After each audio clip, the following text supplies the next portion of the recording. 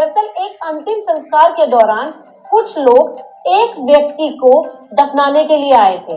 शुरू में सब कुछ सामान्य लग रहा था। कब्र के पीछे एक क्रॉस था जो काफी वर्षों से वहीं खड़ा था। जैसे ही कब्र में दफनाने के लिए शव को नीचे उतारा जाता है, वो क्रॉस गिर जाता है। शुरू में लोग महज इसे एक हादसा समझते हैं, पर उस क्रॉस के गिरने से पास खड़ा एक व्यक्ति अपना संतुलन खो देता है और वो पास की कब्र में गिर जाता है।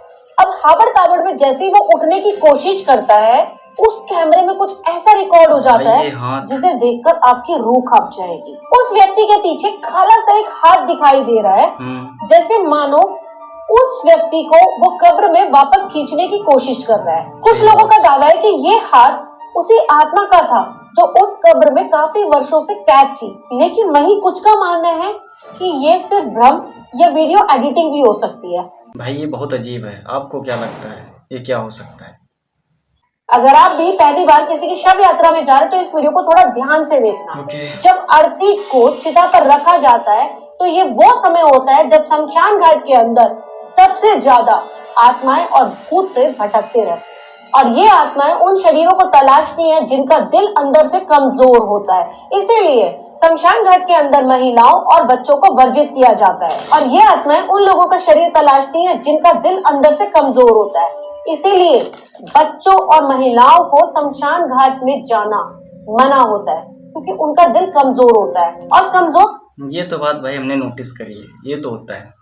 दिल वाले लोगों के शरीर में ये आत्माएं बहुत ही आसानी से प्रवेश कर जाती हैं। इसीलिए कहा जाता है कि जैसे चिता जल जाती है वहां से निकल जाना चाहिए और पीछे मुड़कर नहीं देखना चाहिए, क्योंकि जलती हुई चिता के पास बहुत सारी आत्माएं होती हैं, और जैसे ही आप पीछे मुड़कर देखते हैं तो उन आत्माओं को संकेत मिलता है, न्योता मिलता है आपके पीछे आने का। शमशान घाट में ना तो कभी हंसी मजाक करना चाहिए और ना ही किसी का नाम लेकर पुकारना चाहिए।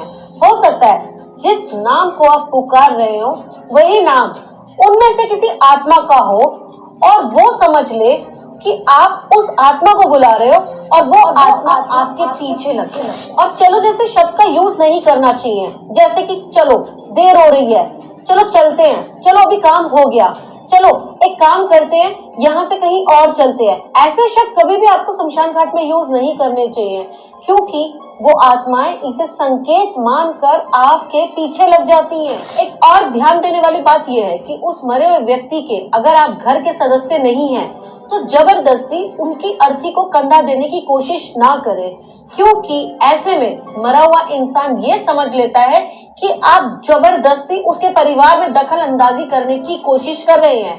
तो ऐसे में वो आत्मा आपको नुकसान पहुंचा सकती है। अगर वीडियो इंफॉर्मेटिव लगे तो शेयर कर देना। अगर भाई ये सब चीजों को बड़ा ध्यान रखना भाई, मुझे भी आज ही पता चला ये। इस लड़की का कहना है कि इसका जो डॉग है ना वो स्किन वॉकर है। लड़की को ना डॉग की छोटी छोटी चीजों से ना शक हो जाता है, जैसे कि डॉग का स्ट्रेंज तरीके से चलना, अजीब तरीके से घूरना। फिर ये लड़की डिसाइड करती है कि ये एक पुराना रिचुअल अपनाएगी, तो ये अपने दरवाजे के बाहर एक नमक की लाइन बना देती है। बस इसका डॉग बाहर आ ही रहा होता है, पर वो नमक की लाइन को देखकर वापस मुड़ जाता है, और वही दूसरा डॉग उस नमक की लाइन को क्रॉस करके बाहर आ जाता है। वही अपने दिल को दोबारा तसल्ली देने के लिए वो एक और बार ट्राई करना चाहती है।